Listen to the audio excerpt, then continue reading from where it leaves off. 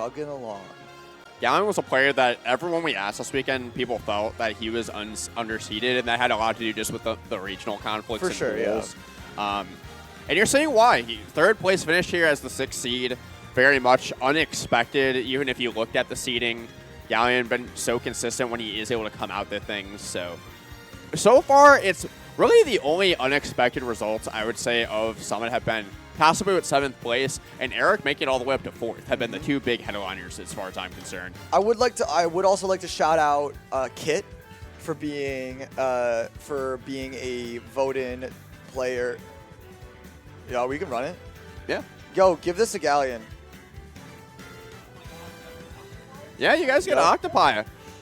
Yeah, give that one to Galleon. Boost his spirits a little. Yeah, shout-outs to Kit, vote-in that made it out winner side of pools. And shout-out to Vetty. So Kit and Vetty are now the furthest run vote-in players.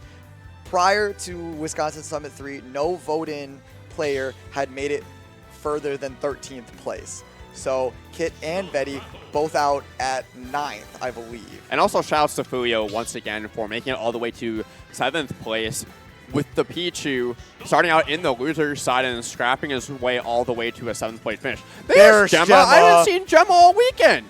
Yeah, I saw Ray in the background of one of the previous shots, and shout out Ray, who does fantastic work here at M4.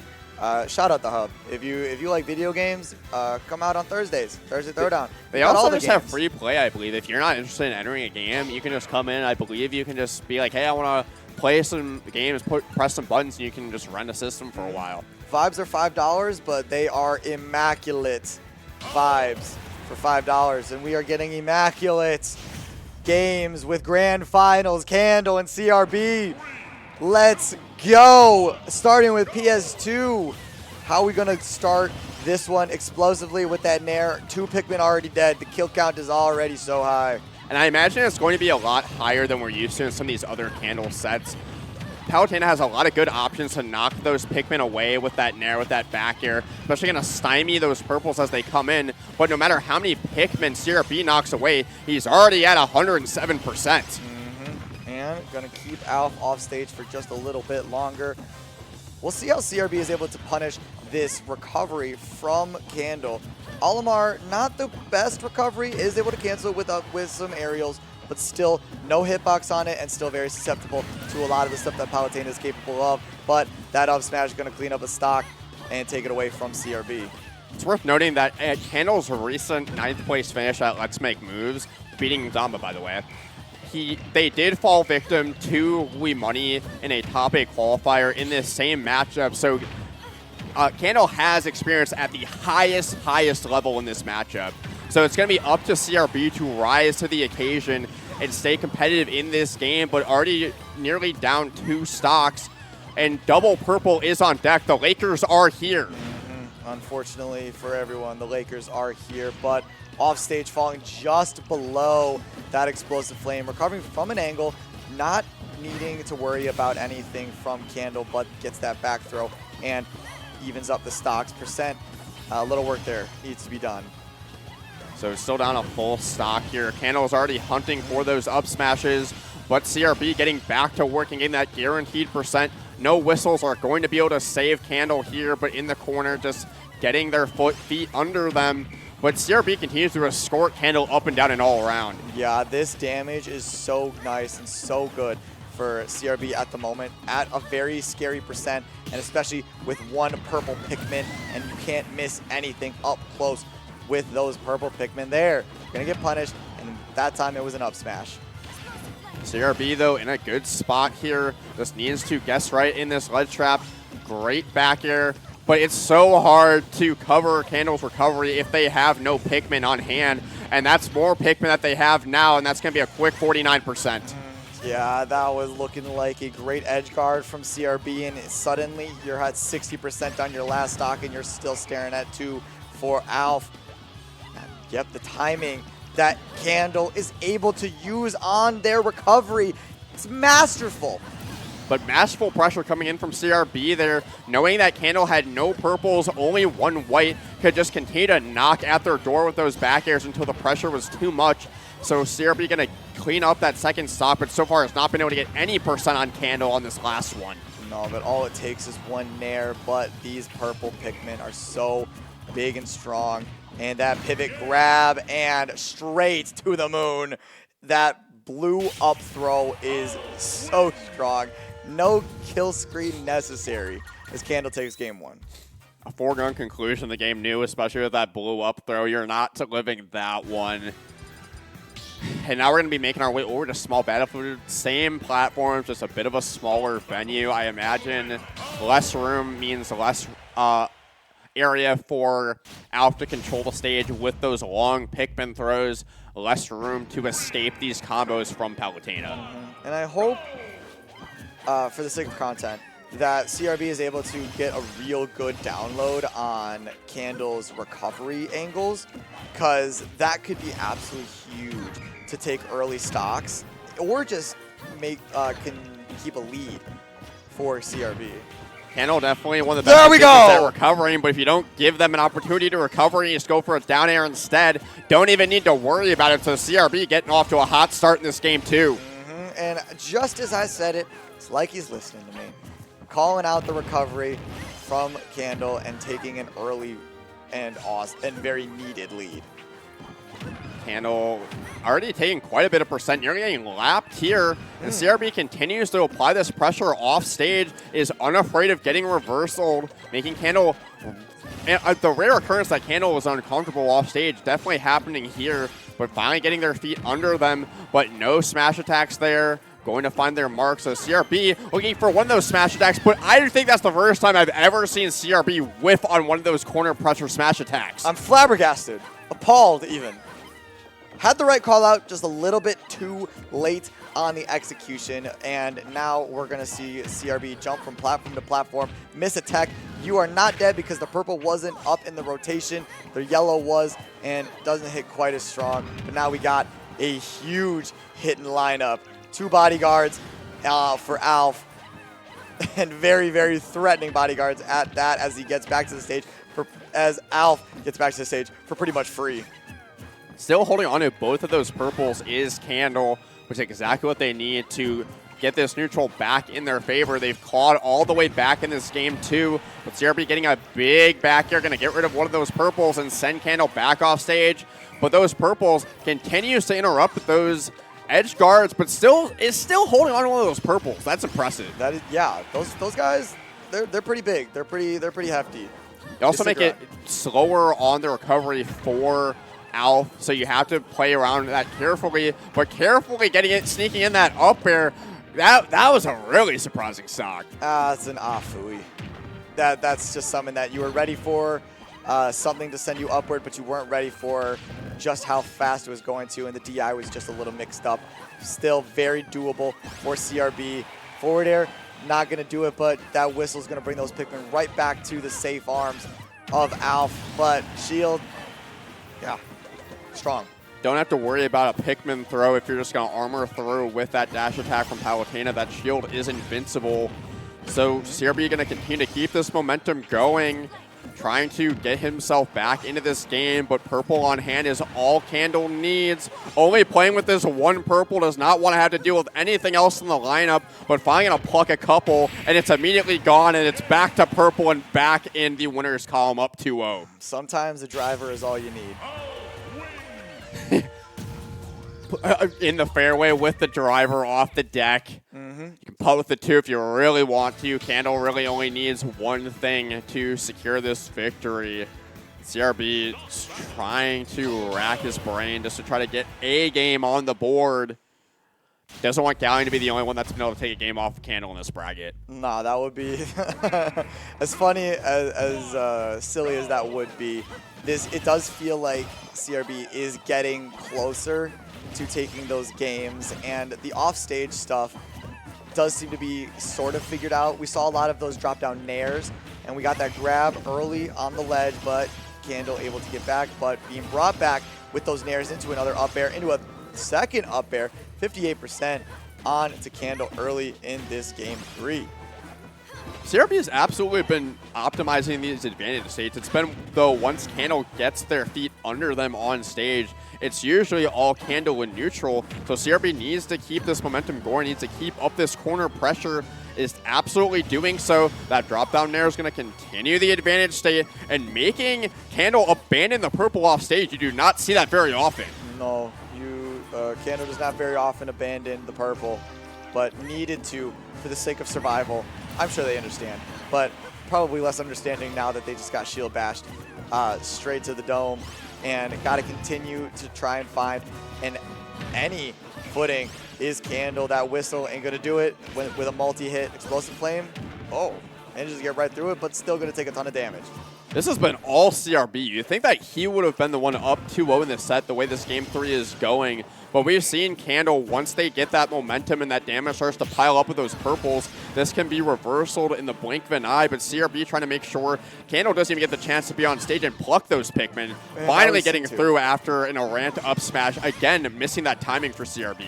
Ooh, and that up smash would have been very, very good. Maybe even taking a stock with that back air a little bit closer. That thing hits so hard.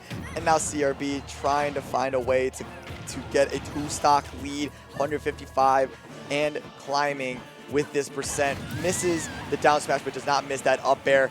Candle has the ability and the lineup to do hella damage. We'll see if they can land in order to do so. Gonna lose that red there, but still has the 2 purples in hand.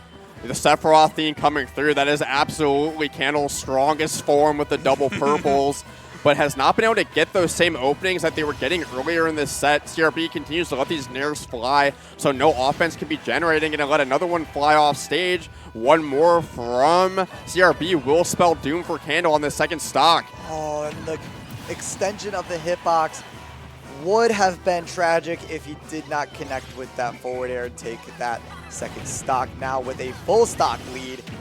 Very easy to disappear with Alf as your opponent, but CRB keeping it cool, keeping it collected, keeping that stage control, and trying very slowly to tick this back and get this game.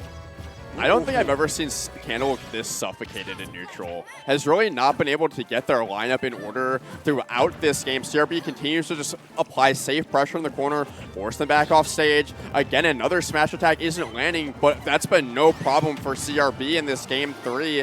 On the cusp of getting one on the board here. Just needs one more good corner pressure. So close to landing that up tilt, but he's going to eat an up smash for his troubles.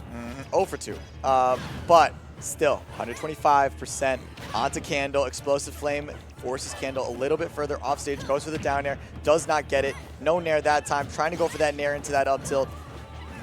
Bringing that shield closer and closer down. Big, hefty lineup for Candle. This could get bad. This is getting close. 61%. That's ticking up. Olimar, Alf, so good at racking up the damage. And the defense of Candle is really coming out to play.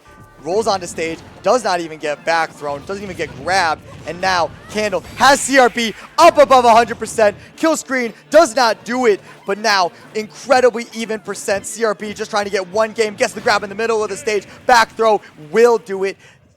Crisis averted, and we have ourselves a 2-1 in favor of Candle after CRB is able to take game 3. You can see the Gemma approved wave in the background there.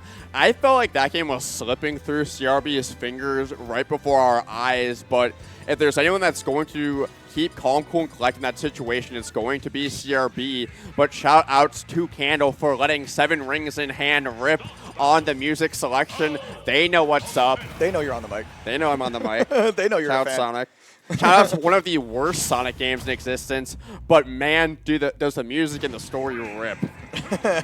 I played it again last year with a single Wii remote. Just an abysmal experience. I mean, I like what I'm hearing, but everything else sucks. Yeah. But I like what I've been seeing in this Grands as it's gone on. CRB did a great job of adapting, but it felt like Candle figured something out in the second half of that game, and you're continuing to see Candle continue that momentum. It's not letting CRB get his offense going like he did in the beginning of that game. And there's something to be said about missing a lot of... Well, shut me up with a back air. I'm chilling. Go for as much crazy stuff as you want, CRB. If you're going to connect with those, then, yeah, anything I say does not matter. Typically, he's been letting Candle get back relatively, at least back to the ledge before applying that pressure, but not letting Candle reset at all there is going to mean an early stock, although Candle immediately responds to keep this even, but more and more up airs are coming through for CRB.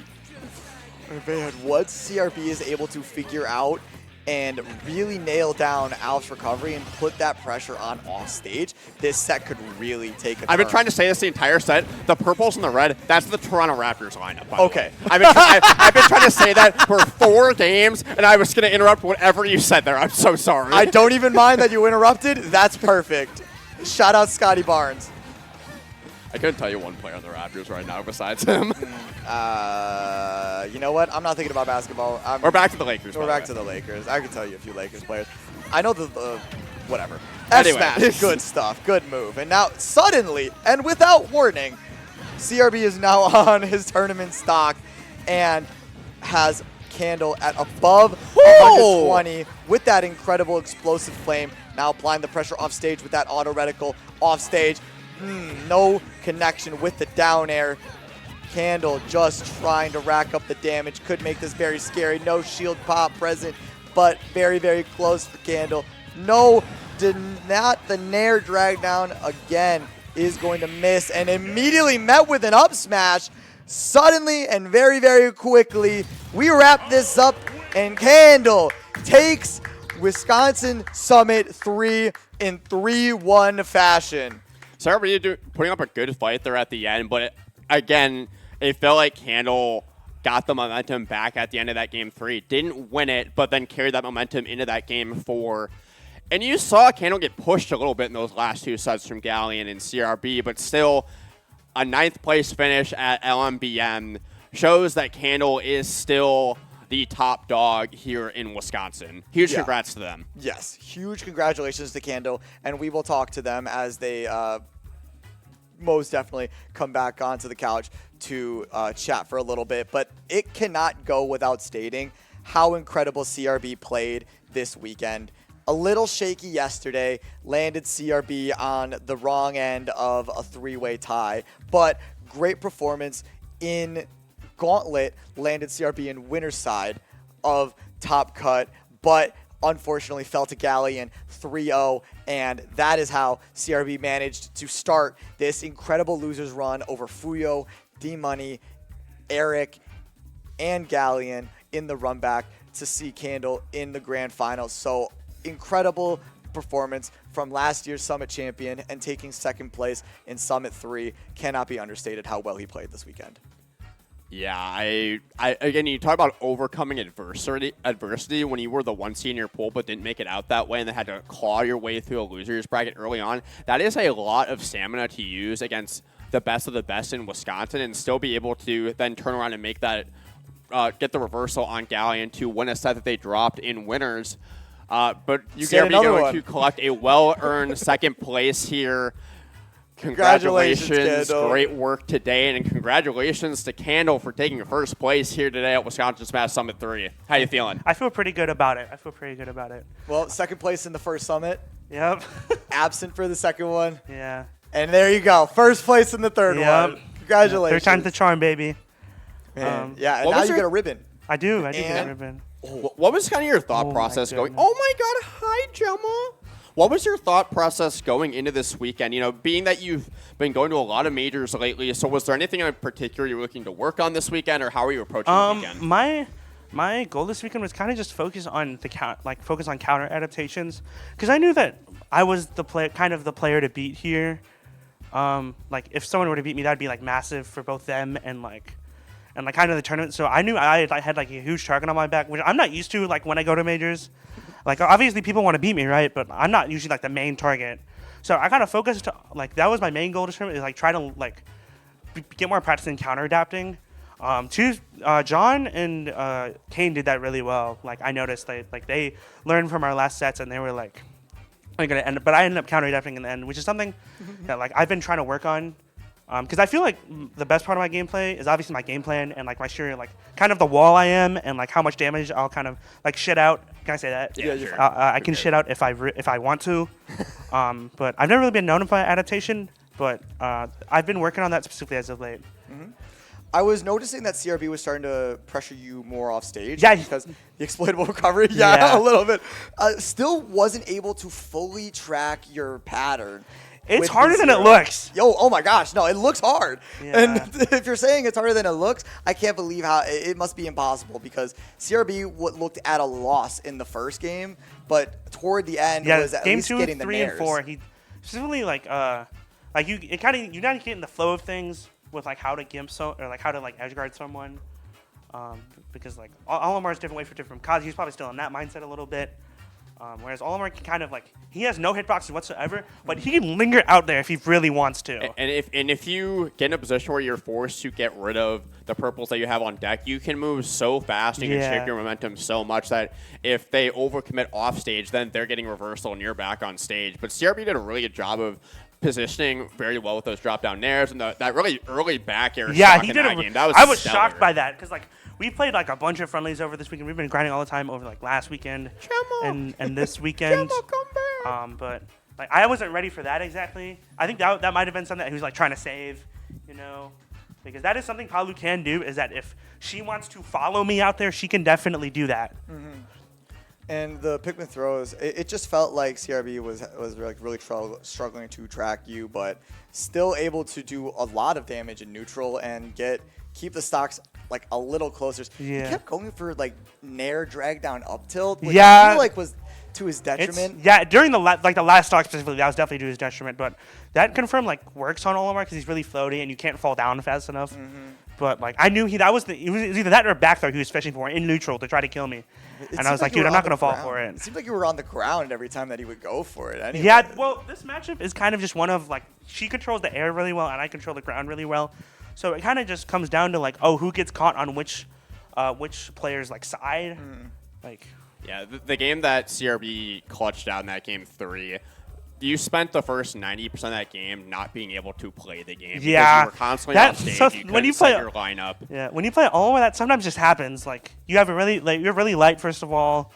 And your disadvantage really has no reversal potential outside of like a purple toss at ledge. Or you do like whistle into an up air or but something like that. That's not threatening. Not against, but it's not gonna happen against. No, Palu. you whistled. What was it? It was in the last set. I'm sorry to go back all the way. You whistled through one hell of a Kazuya move. You did a grounded whistle to armor. The crumple. Kazuya. Yeah, it was insane. I've never seen a whistle that strong. That was probably the strongest move I've seen an Olimar whistle through. But anyway, back to the grand final set, as you were saying. Something that I wanted to talk to you about too. We had this conversation I think yesterday where you said if I drop a game this weekend, I'm a failure. Okay. It didn't, but I talked you out of that, Yeah. and you didn't approach it that way. How I saw in either of the sets where you dropped a game because you were, as you said, you responded really well with your adaptation. So what was kind of your thought process on those 2 drop games? It was just like. I kind of set myself up for when I say stuff like that. Exactly. And like it was definitely my ego talking a little bit, but like I was like, okay, I can just like I'll like play more patient next game. I'll like call out this, I'll call out this, and I'll be fine. Like, because sometimes when I drop games, I just panic like so much, and I'm like, dude, there's no reason to freak out like that much. Especially in a best of 5. Yeah, I have so much time. I can just like go through my mind if I really need things. Like process through a lot of stuff.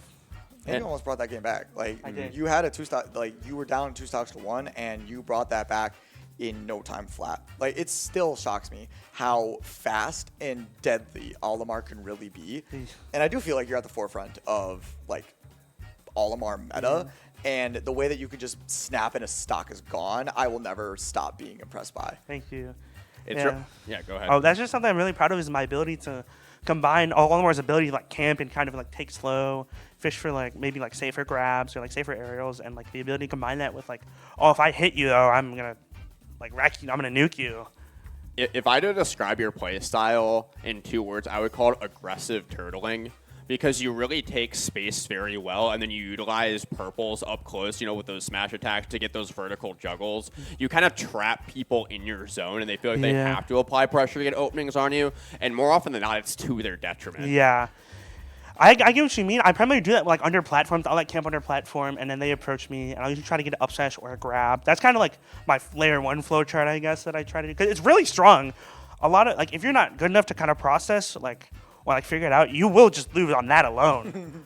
But, yeah, I definitely do kind of play in, a zone where I really thrive. The candle zone. The candle call. Shout out to Myron. The candle store. That's good. Smells great. Yeah. Kind of as we're wrapping up here, I wanted to ask you just kind of outer scope here. As we were talking earlier, your next couple events before you're gonna, who knows what's gonna be after that. You're gonna see you at Flash Flood at the end of February, and then go for gold at the end of March in Minnesota. Who are you looking to play at those events? Who do you have your eye on? At what is it? Flash Flood. I really want to play a lot of the Japanese players. Because they have Ashimo, Mia, etc. Because those are the two ones, two really good ones that I haven't really played. But outside of Doramiki, I played Hurt, I played Akola. I've won both. So yes, sir. Have you beat Doramiki? No, I haven't. I was gonna say, I was like, huh? I said besides Doramiki. Oh, Yet. But they're kind of used to a different style of Olimar. They're used to Shuton's he definitely plays Olimar more like a sortie zoner, whereas I play him more like a boxer zoner that has some sort element. Aggressive turtling. Yeah. And I feel like that, when they play against me, it's kind of they're kind of tackling a half different character almost. A lot of them aren't used to. When I played against Hurt, he wasn't used to me just willingness to turtle and play the grenade versus Pikmin game over and over. And then when I'd hit him, I'd explode him. And I'm sure he wasn't really used to that with Shuton, who's he try to poke at him and try purple toss, just kind of try to disrupt him and not get as big of hit as I do. Yeah, you hit like a train. Yeah.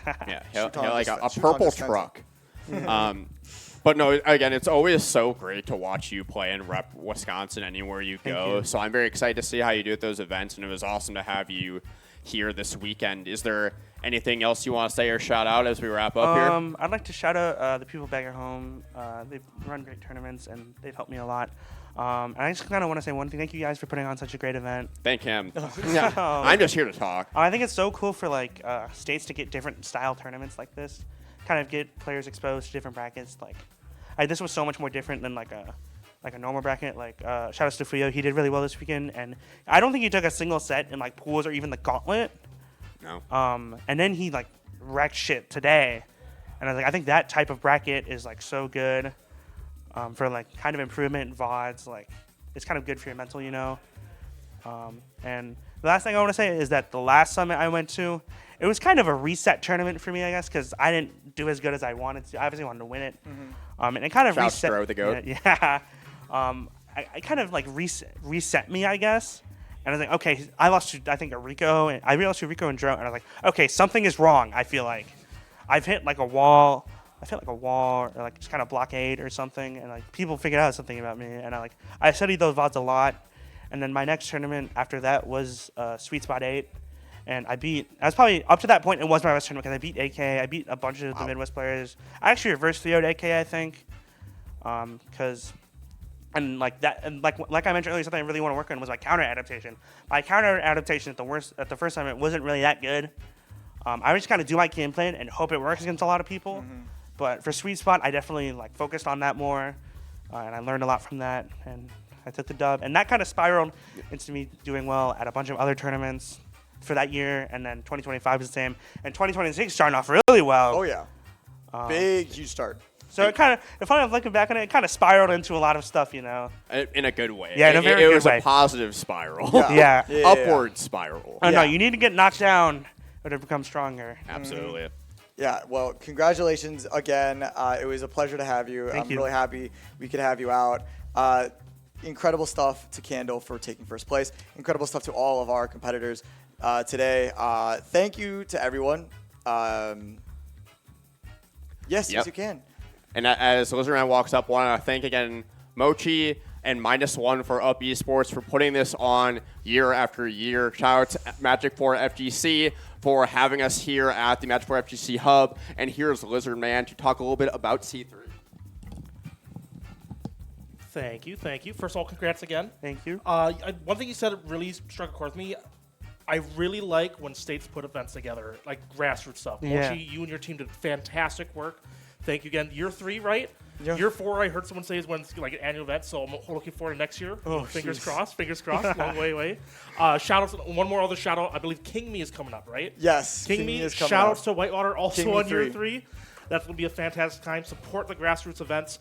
We're slightly above grassroots. We got some funding coming up, but C3 is coming up Labor Day, and thankfully, we did get approval. So Smash That's Out good. will be there when Reg launches, hopefully end of March, April-ish. We'll see. Should be about the same venue fee. What to double check. Things are getting expensive, as you might expect.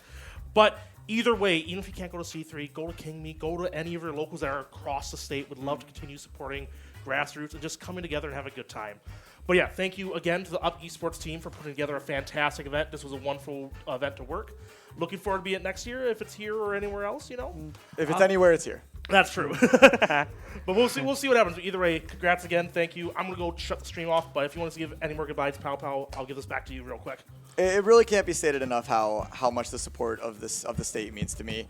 I know I haven't been as present at events just due to how my work schedule. It's tough. We've also just been, you and I both been on the commentary grind also. Yeah, I also go to other things, but regardless, from the bottom of my heart, thank you to everyone that supported me, that supported Up Esports, that I was able to toss the qualifier name onto all of your tournaments: NTC, Banbury, Westtown Brawl, Thursday Throwdown. I think I'm forgetting one. But thank you to the viewers as well for watching throughout the weekend. I know that Cavalier Clash is still going on, so appreciate the support of a big Wisconsin event. And I just wanted to say a huge congrats again to Candle. You know I'm always rooting for you no matter where you're at. So always puts a smile on my face to see you take home a victory. I'm proud to always represent this state. I'm always proud of it. Shouts across, by the way.